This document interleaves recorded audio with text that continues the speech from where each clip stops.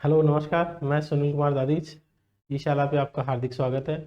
आज हम पॉलिटी का कुछ टॉपिक डिस्कस करेंगे, राजस्थान पॉलिटी, जिसमें राज्यपाल से शुरुआत करेंगे आज हम। तो देखते हैं।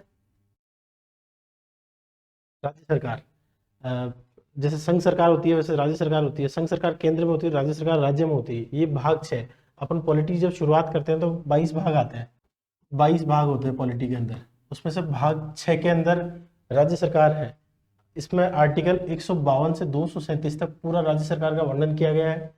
और राज्य सरकार के अंदर तीन हिस्सों में डिवाइड है राजस्थान सरकार: कार्यपालिका, व्यवस्थापिका और न्यायपालिका।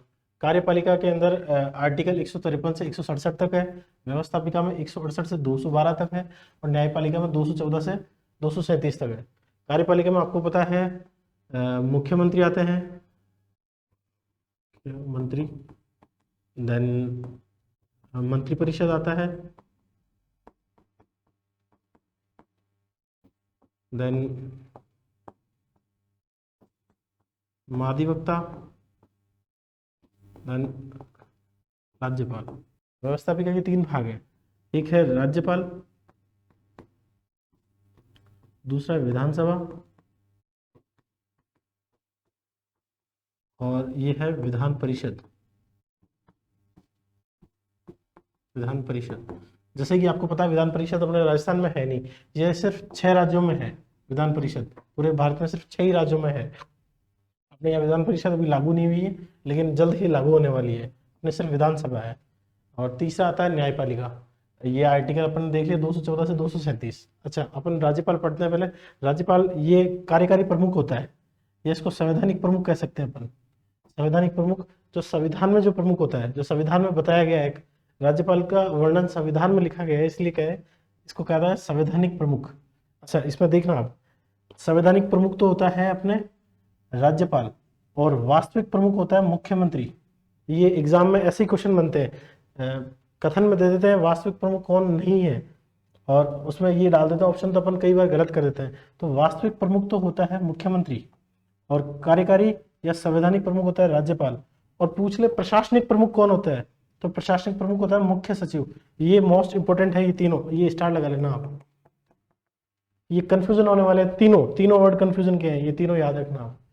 अच्छा, ये संवैधानिक प्रमुख होता है राज्यपाल केंद्र सरकार दोहरी भूमिका में निभाता है। राज्यपाल दोहरी भूमिका निभाता है। एक तो केंद्र सरकार का प्रतिनिधि होता है, ये देखो केंद्र सरकार का प्रतिनिधि होता है, और एक राज्य सरकार। राज्यपाल दोहरी भूमिका निभाता है, एक केंद्र सरकार के प्रतिनिधि के रूप में, और दूसरा राज्य का संवैधानिक प्रमुख होता है, जो अपन ने अभी डिस्कस किया था। तो ये दो दो भूमिका हुई इसकी, केंद्र सरकार में प्रतिनिधि के रूप में, और राज्य सरकार का संवैधानिक प्रमुख होता है। और राज्य विधानमंडल, जो अपन ने बताया था मैंने, विधानमंडल, इसका अभिन्न अंग होता है यह राज्यपाल।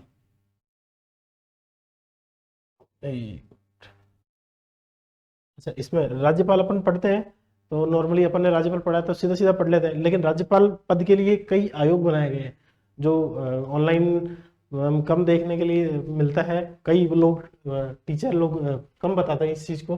तो राज्यपाल से संबंधित आयोग हैं। देखिए, राजमन्नार आयोग, इसका गठन हुआ था 1969 में। 1969 में गठन हुआ। इसमें इसके सदस्य थे पी चंद्रा रेड्डी, लक्ष्मण स्वामी मुदालियर, 2 सदस्य, एक खुद राजमन्नार थे, 3 थे। इस आयोग ने सिफारिश की कि राज्यपाल का पद है ये समाप्ति कर दिया जाए। जो राज्यपाल का पद है ये बिल्कुल समाप्त कर दिया जाए। ये इसकी सिफारिश किसने की? राजमन्नार आयोग। 3 आयोग है ये राज्यपाल के लिए, 3 आयोग। और ये हमेशा RS प्री या EORO जो भी तैयारी करते हैं उसमें एग्जाम में पूछे जाएंगे, और पूछते हैं हमेशा। 3 आयोग: राजमन्नार आयोग, गठन 1969, सदस्य पी चंद्रा रेड्डी, लक्ष्मण स्वामी मुदालियर। अच्छा, इसकी सिफारिश है पद की समाप्ति। दूसरा आयोग आता है सरकारिया।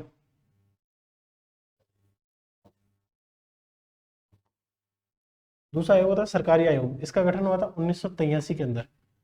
इसके सदस्य है रणजीत सिंह सरकारिया, खुद रणजीत सिंह सरकारिया, बी शिवरमन और SR सेन। ये 3 सदस्य हुए हैं। इसने क्या क्या सिफारिशें दी? देखो, राज्यपाल उस राज्य के बाहर का व्यक्ति होना चाहिए। देखिए, ये 3 जो आयोग है इनकी सिफारिशों में एक जो ये है सरकारी आयोग कि उसकी एक सिफारिश मानी गई है सिर्फ, बाकी किसी भी आयोग की एक भी सिफारिश मानी नहीं गई है। तो ये सिफारिश, इसको स्टार बना लेना इस पर। राज्यपाल उस राज्य के बाहर का व्यक्ति होना चाहिए, उस राज्य का व्यक्ति नहीं होना नहीं चाहिए। राज्यपाल कुल मिलाकर उसके बाहर का व्यक्ति होना चाहिए। राज्यपाल की नियुक्ति करते समय संबंधित राज्य के मुख्यमंत्री से परामर्श किया जाना चाहिए। जब राज्यपाल की इन्होंने सिफारिश दी है कि जब राज्यपाल की आप नियुक्ति करते हैं तो वहां का जो प्रेजेंट में जो सीएम है उससे परामर्श लो, परामर्श लेके उसकी नियुक्ति करो, जबकि ये भी नहीं माना गया है। सत्तारूढ़ पार्टी के किसी सक्रिय सदस्य को उस राज्य में राज्यपाल नहीं बनाना चाहिए जो अन्य पार्टी से शासित हो। इसका कहने का मतलब है केंद्र सरकार में अगर बीजेपी है और राज्य सरकार में अगर कांग्रेस है तो उस केंद्र सरकार का राज्यपाल राज्य उसमें नहीं होना चाहिए। केंद्र सरकार का जो राज्यपाल है बीजेपी का वो कांग्रेस में नहीं होना चाहिए, अलग होना चाहिए। तो ये भी नहीं मानी गई है। आपको पता है जैसे केंद्र सरकार ही नियुक्त करती है तो वो कोई फर्क नहीं पड़ता कि राज्य में कोई सी सरकार हो। राज्यपाल का चयन करते समय अल्पसंख्यक वर्ग का व्यक्तियों को समुचित अवसर दिया जाना चाहिए। ये देखिए, तो ये भी सिफारिश नहीं मानी गई है इसकी। तो इसने 4 सिफारिश दी है सरकारी आयोग ने। एक तो बाहर का व्यक्ति होना चाहिए, दूसरा है मुख्यमंत्री से परामर्श किया जाना चाहिए, और तीसरा है सक्रिय सदस्य नहीं होना चाहिए वहां का सत्तारूढ़ पार्टी का, और चौथा है अल्पसंख्यक व्यक्तियों को समुचित अवसर दिया जाना चाहिए। ये सरकारी आयोग, इसका गठन हुआ था 1983 में। ठीक है, ये दो आयोग हो गए। तीसरा आयोग है पुंछ आयोग। ये मोस्ट इंपोर्टेंट है, ये हमेशा एग्जाम में पूछा जाता है। ये हमेशा एग्जाम में पूछा जाता है पुंछ आयोग। इसका गठन 2007 में हुआ है। इसके सदस्य NR माधव मेनन, विनोद कुमार और धीरेन्द्र सिंह। आपको सदस्य याद हो ना हो कोई बात नहीं है, लेकिन इनकी थोड़ी सिफारिशें एक बार देख लेना। सदस्य बहुत कम पूछे जाते हैं, वैसे नहीं देखा आज तक कभी पूछा गया है, लेकिन सिफारिशें देख लेना। इसकी भी 4 सिफारिशें हैं। राज्यपाल का कार्यकाल निश्चित होना चाहिए। अच्छा, राज्यपाल का कार्यकाल निश्चित होता है क्या? नहीं होता है, राज्यपाल के प्रसाद पर्यंत। तो इसकी ये सिफारिश भी नहीं मानी गई है, लेकिन इन्होंने सिफारिश की है। राज्यपाल का कार्यकाल निश्चित होना चाहिए। इसकी पदच्युति केंद्र की इच्छा पर नहीं होनी चाहिए, जबकि केंद्र की इच्छा पर ही होती है। राष्ट्रपति इसको नियुक्त करता है। राज्य सरकार की इच्छा के बगैर राज्यपाल को किसी मंत्री के खिलाफ मुकदमा चलाने का आदेश देने का अधिकार होना चाहिए, जबकि ऐसा नहीं है। राज्य के सीएम के परामर्श के बिना किसी भी मंत्री के खिलाफ कुछ नहीं कर सकता।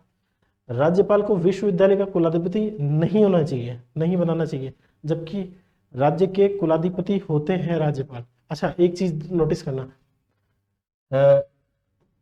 निजी और केंद्र जो विश्वविद्यालय है इसके कुलाधिपति नहीं होते राज्यपाल। सिर्फ सरकारी जो गवर्नमेंट है, राज्य सरकार के अधीन है, उन्हीं के कुलाधिपति होते हैं, निजी और केंद्र के नहीं होते हैं। ये याद रखना हमेशा। अच्छा, दूसरे टॉपिक पे चलते हैं अपन। राज्य सरकार की इच्छा के बगैर राज्यपाल मंत्री को मुकदमा नहीं चला सकते। ये हो गया। राज्यपाल को हटाने के लिए राष्ट्रपति की तरह महाभियोग की प्रक्रिया अपनाई जानी चाहिए। अच्छा, महाभियोग की प्रक्रिया केवल अपन महाभियोग से सिर्फ राष्ट्रपति को हटाते हैं, राज्यपाल को राष्ट्रपति खुद हटाता है बिना महाभियोग की प्रक्रिया से। तो इसकी ये भी सिफारिश नहीं मानी गई है। तो अपने 3 आयोग पढ़े, राजमन्नार आयोग, सरकारी आयोग और पुंछ आयोग। उसमें से जितने में सबने सिफारिशें दी है, किसी की भी एक भी सिफारिश नहीं मानी गई है। सिर्फ सरकारी आयोग की एक सिफारिश मानी गई है, राज्यपाल उस राज्य के बाहर का व्यक्ति होना चाहिए। ये सिर्फ एक ही सिफारिश मानी गई है। ठीक है,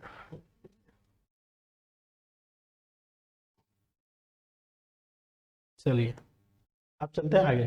कथन, अच्छा राज्यपाल पढ़ते हैं अपन। राज्यपाल के बारे में किसने कथन कहा है? ये कथन है सरोजनी नायडू का। ये भी एग्जाम में कई बार पूछा जाता है कथन कारण में। सरोजनी नायडू का कथन है, राज्यपाल सोने के पिंजरे में निवास करने वाली चिड़िया के समान है। अपने देखा है राज्यपाल का काम क्या होता है, बिना सीएम की अनुमति के वो कुछ नहीं कर सकता, बिना राष्ट्रपति की अनुमति के वो कुछ नहीं कर सकता। इसीलिए सरोजनी नायडू ने कहा कि राज्यपाल सोने की पिंजरे में तो बंद है, मतलब पावर तो है कि अपने राज्यपाल है, संवैधानिक प्रमुख है, लेकिन उसका पूरा पावर सीएम के पास होता है। इसीलिए उसने कहा कि राज्यपाल सोने के पिंजरे में निवास करने वाली चिड़िया के समान है। पट्टाभी सीतारामैया, ये दूसरे इन्होंने बोला है कि राज्यपाल का कार्य मेहमानों की इज्जत करके उनको चाय भोजन तथा दावत देने के अलावा कुछ नहीं है। तो पट्टाभी सीतारामैया का कथन, ये दोनों कथन इंपॉर्टेंट है, एक बार देख लेना आप। पट्टाभी सीतारामैया ने कहा राज्यपाल का कार्य मेहमानों की इज्जत करके उनको चाय भोजन तथा दावत देने के अलावा और कुछ भी नहीं है। अच्छा, अपन ये राज्यपाल पढ़ते हैं तो आर्टिकल पढ़ते हैं। आर्टिकल अभी मैंने आपको शुरुआत में बताया था, आर्टिकल देखिए कार्यपालिका का आर्टिकल देखा था अपन 153 से 167, इसी में राज्यपाल भी आता है, इसी में राज्यपाल आता है। तो अब राज्यपाल के अपन आर्टिकल देख लेते हैं। आर्टिकल में 153 से स्टार्ट होता है। आर्टिकल में प्रत्येक राज्य के लिए एक राज्यपाल होगा। आर्टिकल 153 में लिखा गया है कि प्रत्येक राज्य के लिए एक राज्यपाल होगा, लेकिन संविधान संशोधन, सातवें अनुसूची, लेकिन सातवें संविधान संशोधन 1956 के तहत एक व्यक्ति दो या दो से अधिक राज्यों का राज्यपाल भी हो सकता है। अनुच्छेद 154, अनुच्छेद 154 में लिख रखे राज्य की कार्यपालिका का संवैधानिक प्रमुख होता है। अपने ये भी देखा है संवैधानिक प्रमुख। अच्छा अपन ने 3 प्रमुख देखे अभी, तो मैं बताता हूं आपको। संवैधानिक, संवैधानिक तो देखा है राज्यपाल, वास्तविक,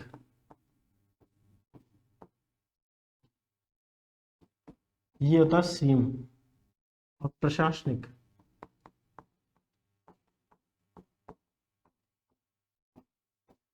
मुख्य सचिव। ये तीन प्रमुख है। तो 154 में लिख रखा है राज्यपाल संवैधानिक प्रमुख होता है, ये इसकी शक्ति है। तो 153 में आ गया कि राज्यपाल होगा, 154 में आ गया उसकी शक्ति। अच्छा लास्ट टाइम एक मैं पूरा पीपीटी बनवा दूंगा एक अच्छे से शॉर्ट नोट्स टाइप में, लास्ट टाइम में एक बार देख लेते हैं इसको। अनुच्छेद 155 में अनुच्छेद 155 उसकी नियुक्ति के बारे में बताया गया है कि उसकी नियुक्ति कौन करता है। तो राष्ट्रपति द्वारा केंद्रीय मंत्रिपरिषद की सलाह से उसकी नियुक्ति की जाती है। राज्यपाल की नियुक्ति का प्रावधान कनाडा से लिए गए, ये मोस्ट इंपोर्टेंट है। अपन जो भी पढ़ते हैं, जब भी पढ़ते हैं, मुख्यमंत्री पढ़ते हैं, राष्ट्रपति पढ़ते हैं, प्रधानमंत्री पढ़ते हैं, तो सब कहीं ना कहीं से लिया गया है।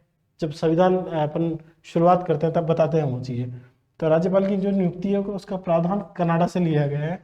राज्यपाल की पुनः, हाँ अच्छा ये मोस्ट इंपोर्टेंट लाइन है ये, राज्यपाल की पुनर्नियुक्ति की जा सकती है।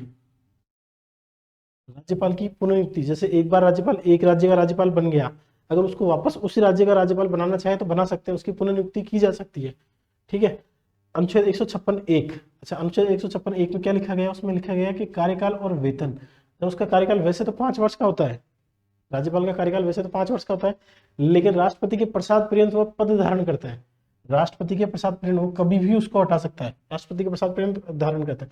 इसको हटाने की प्रक्रिया का संविधान में उल्लेख नहीं है। मैंने बोला ये, एक मिनट, अच्छा मैंने अभी बताया था आपको कि महाभियोग की प्रक्रिया से इसको हटाया नहीं जाता है, क्योंकि उसको महाभियोग की प्रक्रिया जो सिर्फ राष्ट्रपति के लिए यूज किया गया है। तो इसको हटाने की जो प्रक्रिया का जो प्रावधान है संविधान में उल्लेख नहीं है। ठीक है। इसका वेतन केंद्र केंद्र निर्धारित करती है, इसका वेतन संसद डिसाइड करेगी इसको वेतन कितना मिलना चाहिए। वैसे इसको वेतन 3.5 लाख के आसपास मिलता है लगभग, और वेतन राज्य की संचित निधि से दिया जाता है। जिस राज्य का वो राज्यपाल है उस राज्य की संचित निधि से उसको वेतन दिया जाता है। वेतन का निर्धारण कौन करेगा, संसद करेगी, केंद्र सरकार करेगी। अनुच्छेद 156(b), अनुच्छेद 156(b) में त्यागपत्र है। त्यागपत्र किसको देगा, एक चीज मैं एक और बताता हूं आपको। ये राज्यपाल, देखो नियुक्ति, शपथ,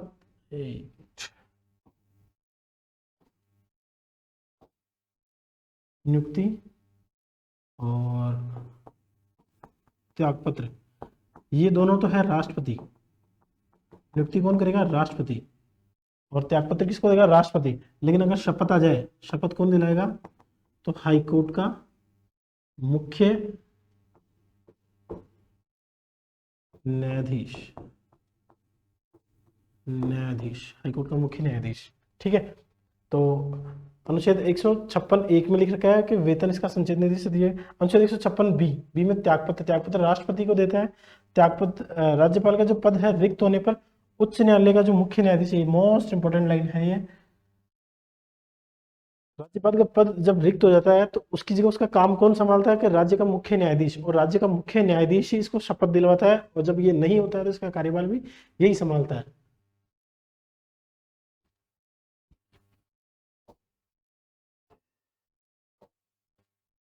अनुच्छेद 157, अनुच्छेद 157 में इसकी योग्यता दे रखी है। योग्यता और शर्तें दोनों में फर्क है। शर्तें में जहां नहीं लिखा हुआ जाए वो शर्त होती है, और जिसमें नहीं लिखा हुआ नहीं आए वो योग्यता होती है। मैं भारत का नागरिक हूँ, ये उसकी योग्यता होनी चाहिए कि वो भारत का नागरिक हो। उसकी आयु कम से कम 35 वर्ष होनी चाहिए, ये उसकी योग्यता है। विधानसभा का सदस्य बनने की योग्यता रखता हो, सदस्य नहीं होना चाहिए, सिर्फ योग्यता रखता हो, ये सिर्फ इसकी योग्यता है। 157 में। 158 में शर्तें, शर्तों में क्या है देखिए, किसी भी लाभ के पद पर ना हो, किसी भी गवर्नमेंट एम्प्लॉय नहीं हो, और कोई भी लाभ का पद हो जो गवर्नमेंट से रिलेटेड हो तो लाभ के पद पे ना हो, विधानसभा का सदस्य ना हो। अभी मैंने बताया था कि विधानसभा का सदस्य बनने की योग्यता रखता हो, ये तो है सिर्फ योग्यता में। शर्तों में कि उसका सदस्य नहीं होना चाहिए, जहां नहीं लिखा हुआ जाए वो शर्तें होती है, जहां नहीं लिखा हुआ नहीं आए वो योग्यता होती है। अनुच्छेद 159 इसमें है शपथ। राष्ट्रपति की जो शपथ है, राष्ट्रपति की शपथ 60 में है, और उससे एक कम 159 कर लीजिए। 159 में शपथ है। राज्य के उच्च न्यायालय के मुख्य न्यायाधीश, मैंने अभी बताया था आपको, राज्य के उच्च न्यायालय का मुख्य न्यायाधीश शपथ दिलाता है, और जब ये नहीं होता है इसका, तो कार्यभार उसका कौन संभालता है, यही मुख्य न्यायाधीश इसका कार्यभार संभालता है। अनुच्छेद 161 में उसकी समाधान, समाधान इसकी शक्ति है, ये भी समाधान की, ये केवल राज्य सूची का विषय है। देखिए ये मृत्यु, पहला चीज है, एक तो मृत्युदंड को माफ नहीं कर सकता। अगर हाई कोर्ट ने या किसी ने ऑर्डर दे दिया इसको मृत्युदंड दिया जाता है तो उसको माफ नहीं कर सकता। माफ कौन कर सकता है मृत्युदंड, सिर्फ राष्ट्रपति माफ कर सकता है। राज्यपाल के पास इतनी शक्ति नहीं है कि वो मृत्युदंड माफ कर सके। अच्छा, दूसरी चीज, राज्यपाल केवल राज्य सूची के विषय पर ही सजा माफ करता है। जैसे केंद्र सूची का कोई विषय हो, उस पर गवर्नमेंट ने या न्यायालय ने सजा सुना रखी है, तो उस पर ये काम नहीं कर सकता, सिर्फ वो राज्य सूची का होना चाहिए विषय, उसी पे वह समाधान दे सकता है।